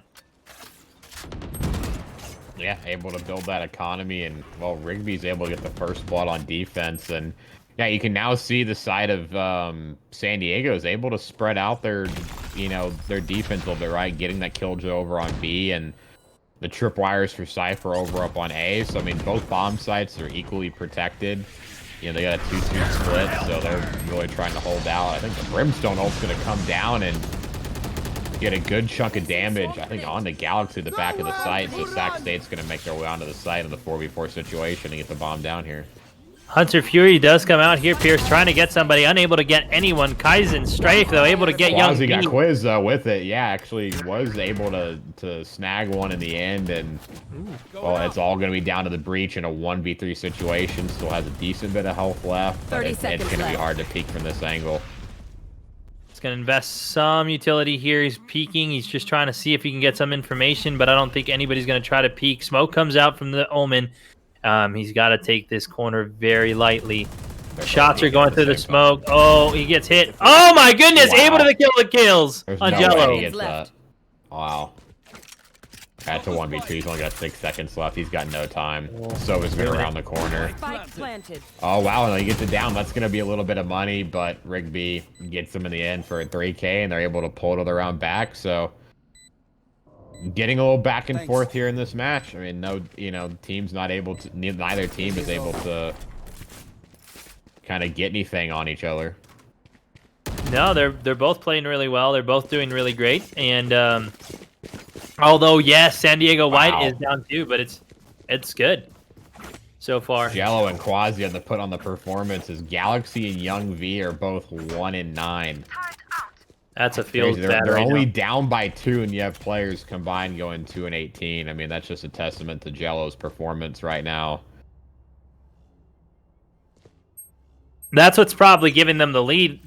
You got 3 people being the full 5-man squad, and so we need to see a bigger performance out of Young B and those two, just to probably even see even a closer match. If they did pick it up, that would be really close.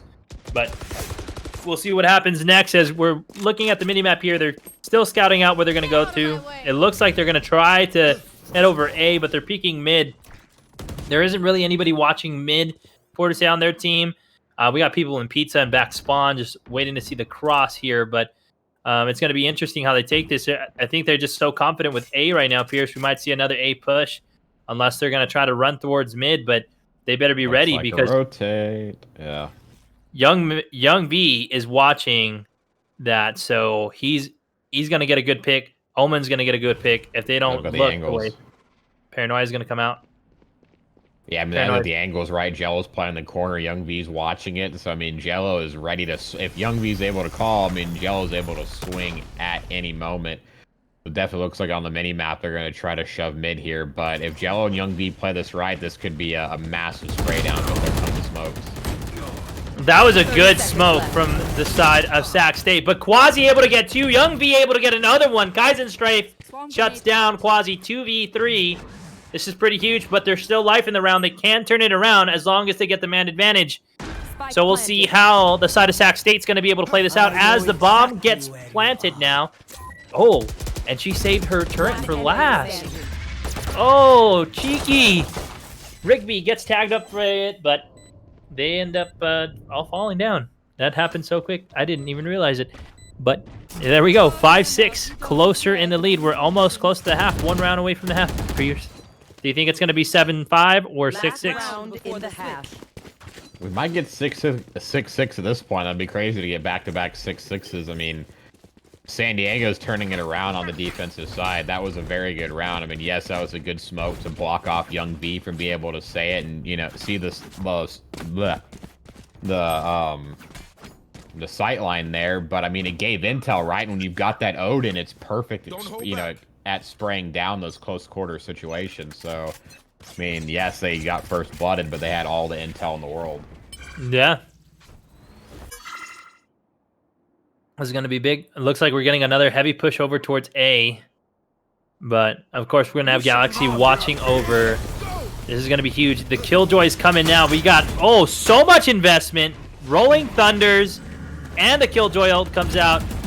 Rigby, though, able to get the kill on... Oh, we even saw Phoenix ult. They invested the whole 9 yards into that. And we got 1 player detained, which is Rigby. This is pretty huge. If they're able to find him, that's a free kill. He's just stuck there, but looks like he's going to be able to break off of that. And they got bomb planted with all men up, Pierce. That's huge.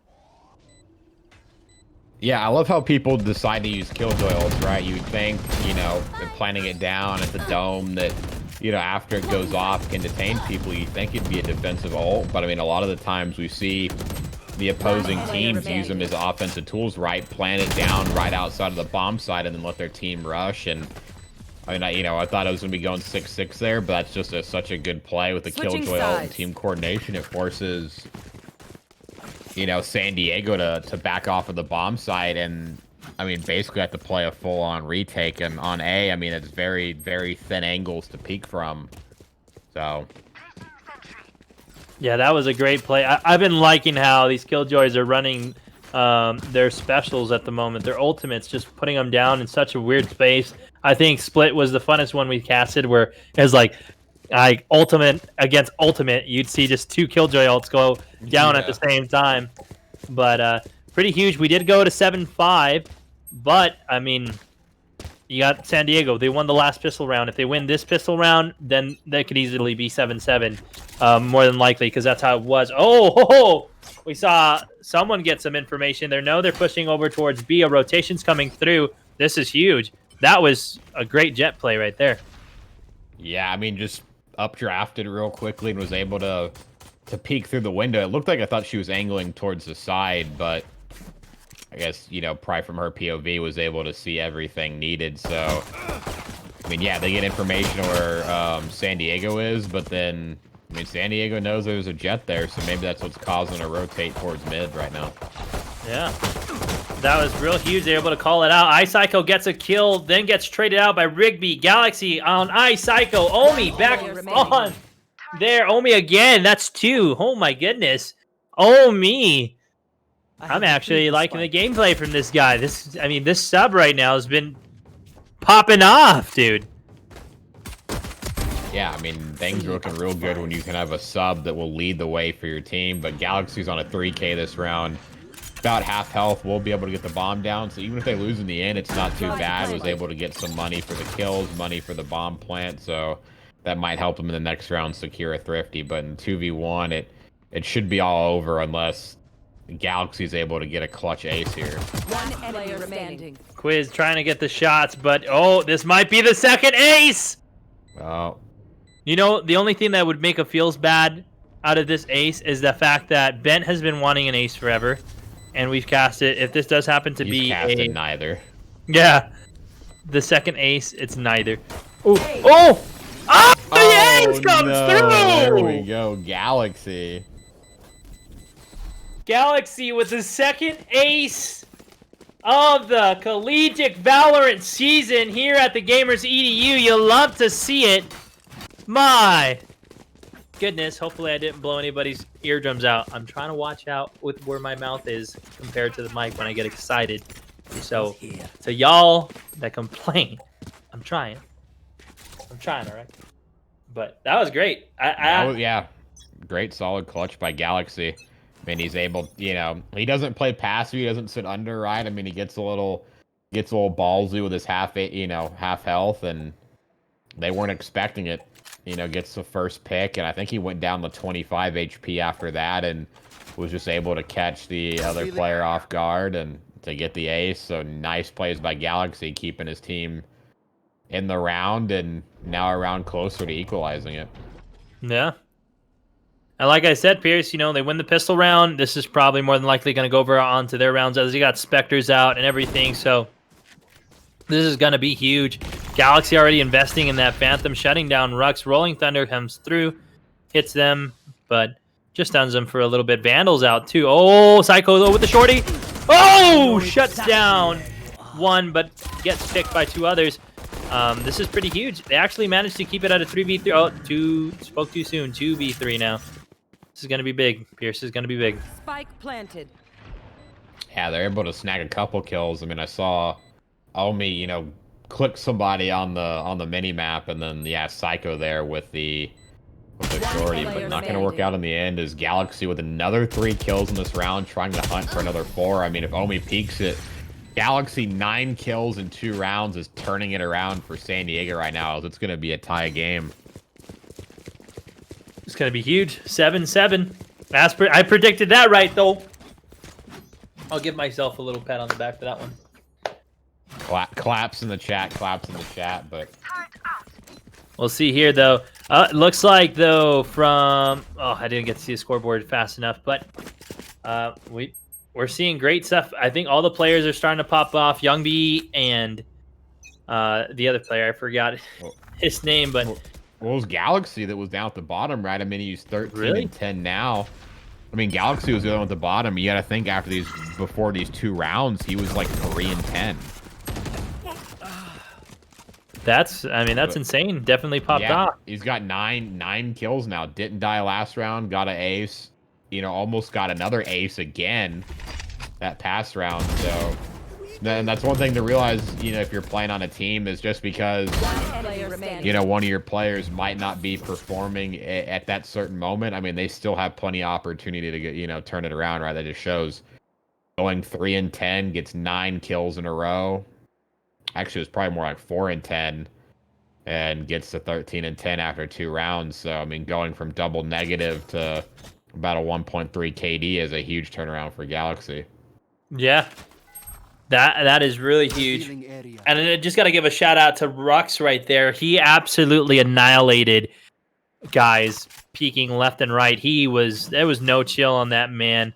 Right now, though, we're going to see Quasi Planet over at A, and they're going to meet right here pretty soon. Oh, Rux versus Quasi. He's ready for the push. We got the Brimstone coming out. He is flash. Rux gets the 3rd kill of the game, getting the 3K for the round. This is pretty huge right now, putting it up 8-7. But just as we said, Pierce, it's like as soon as they get real guns in their hands, they just pop off. Yeah, I guess that's good for them. I mean, it's good to be able to bounce back, because some teams are, you know, able to get the pistol, able to get the 2nd round. Then when it's an equal buy, they're still able to win it and just kind of get a train going. I mean, it's critical for the economy to be able to win that 3rd round, because if you don't, you're just set right back to pistols again. Mm-hmm. Set right back to an eco, and that's where a lot of teams in the stomps, you know, get it going, is they just start chaining those rounds together. They, you know, get an you know, not the economy becomes not balanced to their team, and it just gets rough. I mean, this is a game that's all about, you know, not all about economy, right? It's not COD where you spawn up with the same guns every round, every death. I mean, you've really got to play smart, not only as a team, but, economy-wise when you're buying and, what you're buying. Yeah, I agree. Because right now, on the side of San Diego, we have one sheriff on the field, so that's really huge. And Galaxy is down. Galaxy really came back up. I think I saw 14 and 11. That's super huge for him. But that's what really sets it apart. Psycho, though, falls down to Quasi. They're going to be doing a mid-push. Will anybody be able to capture any more? Jello, though, he was the man with the sheriff. Gets shut down, so his economy is even worse than what it started this round as he was trying to make something happen. Quasi was ready for that ultimate, but not much can happen. And right now we're at a 4v2. This is pretty big. I don't know about you, Pierce, but I don't even think SAC cares about those pistol rounds because all they care about is the buy rounds that they get to because they're just absolutely flying right now. And Ruck's making some plays. Yeah, I mean, look at the aggression they're getting on defense, right? Able to force up mid and choke out, right? I mean, if you look at the deaths, it's 2 back on, their side of the catwalk and 2 in mid. So, I mean, they're getting the picks and pinning them back deep. And, I mean, now Phoenix has to save and there's no room to work with. So, I mean, Sac State, yeah, I mean, if you're able to win the rounds after the pistol and then the kind of your eco round, I mean, that's great, right? I mean, a pistol is not the determining factor whether a team's going to win or not, right? It helps them get off to, a good start, right? Gives them a little boost, right? Most of the time it should give them a 2-round guarantee, which is huge. But yeah, Sac State looking like they don't really need them to get ahead. Yeah. But honestly, on a side note, what I'm kind of sad is I'm not seeing really any support from both sides of the team in the chat right now. They're playing their hearts off. It's right now 9-7 for you guys. They are doing their best. One of the closest games we've seen yet. It's not a stomp either. So right now, as your casters, we ask of you, show your love for your team as they face off together. Rigby finally able to get a kill on somebody, as he's been negative for a while, hasn't been able to get too much of a kill. Omi coming out with the op, though. Can this sub do everything? I think he can. Yeah, Omi is just going clutch round after round, getting these kills, getting these first bloods. And, I mean, yeah, it's already a 4v3 situation. Bomb is going to be, I mean, going down on A. It's actually, yeah, already been planted. They're just going to rush through. Rux with a 4K, and Sac State's going to take the round 10-7. I mean, now this is where they start to pull away, right? I mean, this is 3-round lead is going to be the biggest lead we've had so far in this game, and now they're getting their economy built. And, I mean, they're only 3 rounds away from, from taking the series. I mean, their economy is in a very good point, right? We're going to see an op, in the hands of Omi. A couple players almost at 7,000, one player at 5,300. So even if, San Diego's able to take a round here, it's going to take them a couple rounds to really, break that economy from Sac State. Yeah, it's going to be huge for them. So, at the moment now, though, we're going on to this next round. Nothing has really happened, but there looks like they're just really trying to get information right now. We do have Omi watching over mid. We got a nice cam there, but it looks like they're going to try to push over towards A. A couple of the players on the side of San Diego trying to play spoiler over towards B as they got 2 invested towards B, 1 in pizza, and then we got 2 at A. We should be seeing firefights here come soon as they start listening and hearing the walking coming closer and closer towards A. And the recon drone, that's pretty huge, though. Lets them know that something's happening.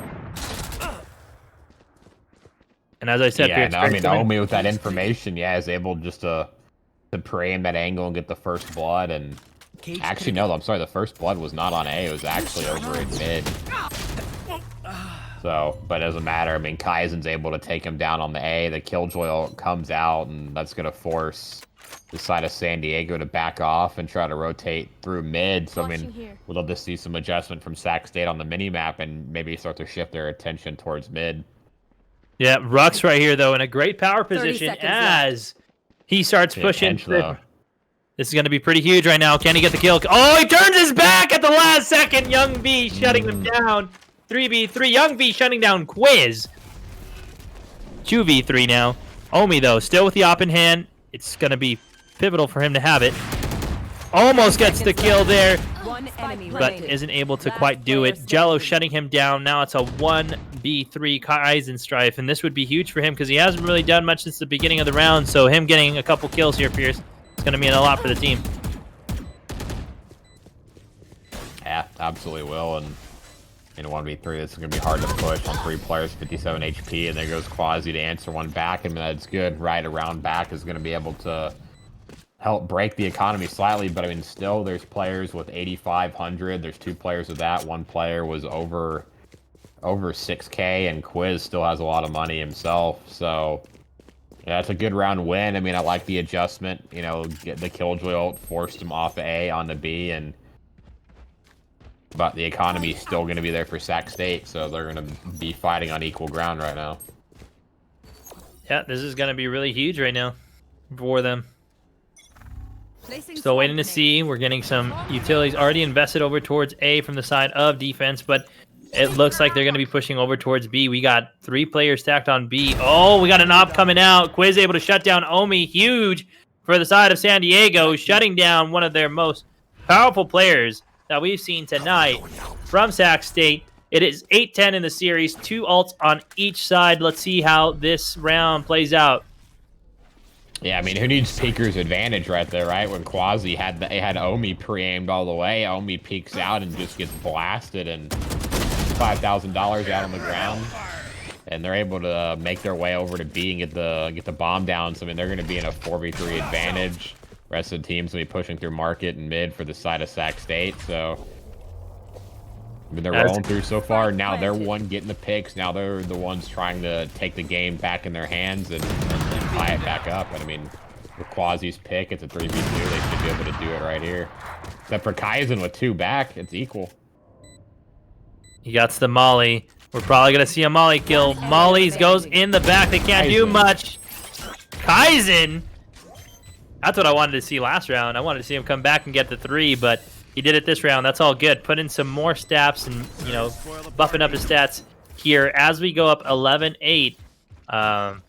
It's getting close to my prediction. That's all I know.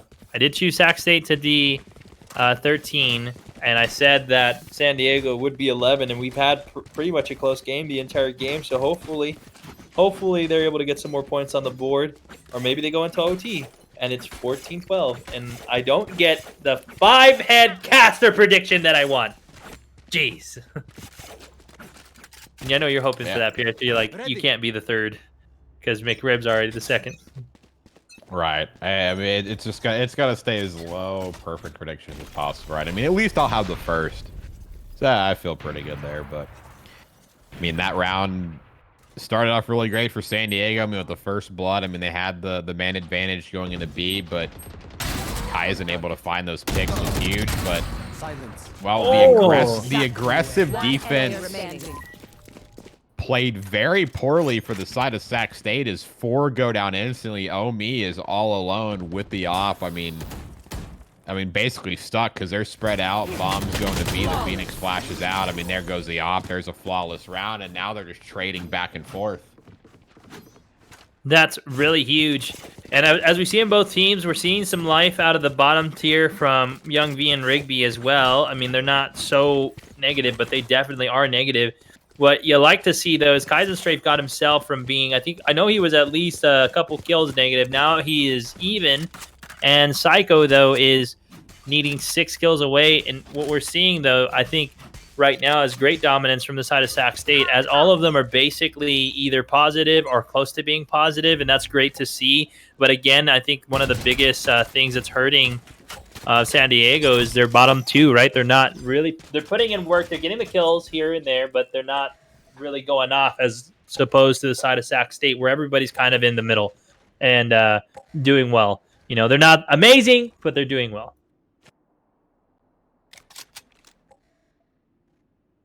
Yep, definitely would like to see those people stack up. And questionable defensive plays last round. I mean, they had 3 that went on the offense, you know, from A, right, trying to push aggressively on the defense, and didn't work out too well. They kind of played it a little bit, I mean, passive once they got there, right? I mean, usually some of the star players we've seen doing that type of thing is Chris, right? I mean, Chris has been able to solo push A on his own with an ultimate and just destroy people. Yeah. Completely leave, teams just destroyed, doing it all on his own, and Sac State wasn't able to do it with 3 players. And Joke's over. Omi, kind of with one of the first big mistakes I've seen from him on screen, right? I mean, I made the comment about this on another game we casted, I think, on Monday, right? That position right there, playing solo, is just such a newbie kind of solo QS position to play, right? I mean, that's a common spot, just sit in a corner with a shotgun. I mean, if you don't know to check that spot, then you are either bronze or you've just never played Valorant before. So, Yeah. I mean, Omi getting first blooded, I mean, that's a 5v2 situation. I mean, unless Youngby dies, and this could be a flawless round. And, they had a good streak. Sac State was able to get one back, but then now they've just gotten 2 back, except for Kaizen with a double kill on the Sheriff. Quasi, though, able to shut him down. Firewall comes up from Rigby and able to shut down Psycho, putting it 10-11 as the round gets closer and closer. My goodness, I feel like I can smell OT at this point. It's super close. 11-10. San Diego's making a great comeback as they had a 4 deficit at one point, Pierce, and now they're only just 1 round away from tying up the game. Yeah, they're holding on, which is good to see. I mean, some teams at that point with that kind of lead might have just let the game slip out of their hands and get away, but they're making the plays right now to stay in it, and big props to them for doing that. Really big props. Again, looking at the scoreboard, people are starting to move over the way to being positive. We're seeing some life again from the bottom 2 on San Diego, so that's great to see. Rigby doing great. Kaizen strike, though, peeks and says... So, absolutely shuts down Rigby, giving the man advantage again over to the side of Sacramento State as we go on to the next round. And let's see how this goes. We do have right now 3 ultimates from one team. Already an ultimate invested. We're seeing the Phoenix get invested. Pretty aggressive on their part to be doing that for defense, as well as we got a Sova ult. So we might be seeing the Hunter's Fury come here pretty soon, as they get their prediction or their information. Yeah, I'm glad he's actually held on to it so far, because sometimes, I mean, yeah, we've seen, Sovas just kind of throw their ultimate out, just trying to hope to get a pick, and sometimes it works, sometimes it doesn't. But Quasi, I mean, has got more important things to focus on with that op right now. It's a one-click, one insta-kill adventure. It's a lot of fun to use. The Rux into 4 people is able to find 1 kill and stay alive. And outside of San Diego, stuck funneling through market. I mean, they're just going to get pinched off here. Psycho finishes out with a double kill, and I mean, now they're 1 round away from the dub. Match point. Oh, please, just not only the dub. Oh, I know you're about to talk about your prediction, right? You only need 1 more round. Yeah, I'm just hoping for it. I'm so close, everybody. That's the ultimate, so I can get the Killjoy out, get the Hunter's Fury. Let's see a 12-11. Maybe Sac State will have some ultimates for next round. They'll be like, nah, we're not letting it go to OT, and then they'll win it, and then, 13-11, and you're right. But that's good. It's got to happen. Everything that you said has to happen right now.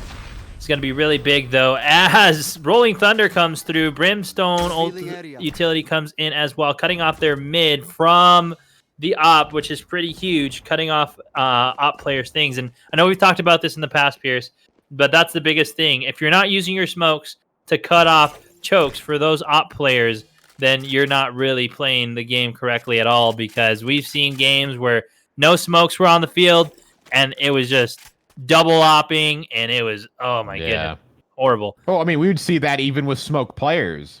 Right. Yeah. I mean, you'd see like there are games where, ops would run dominant and there's like an Omen on the field and a Jet.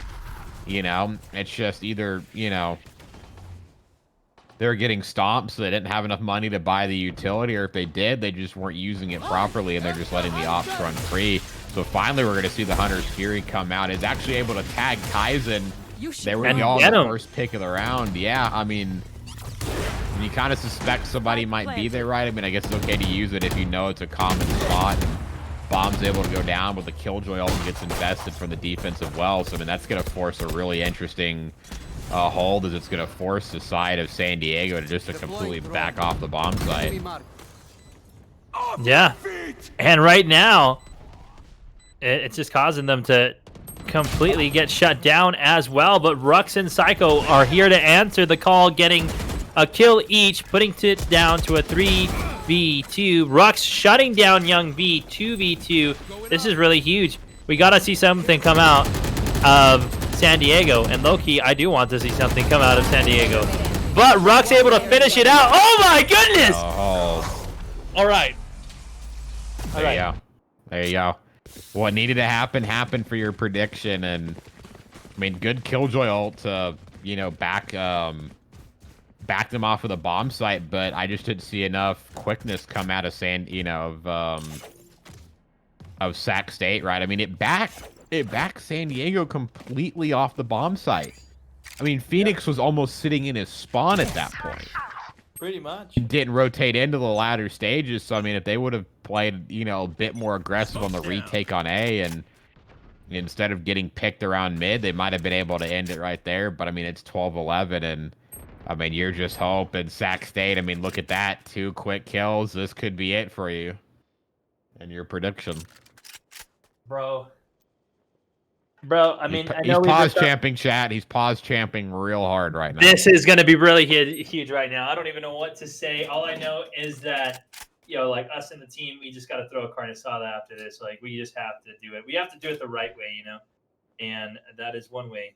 After so long waiting for your perfect prediction, they're going to get it.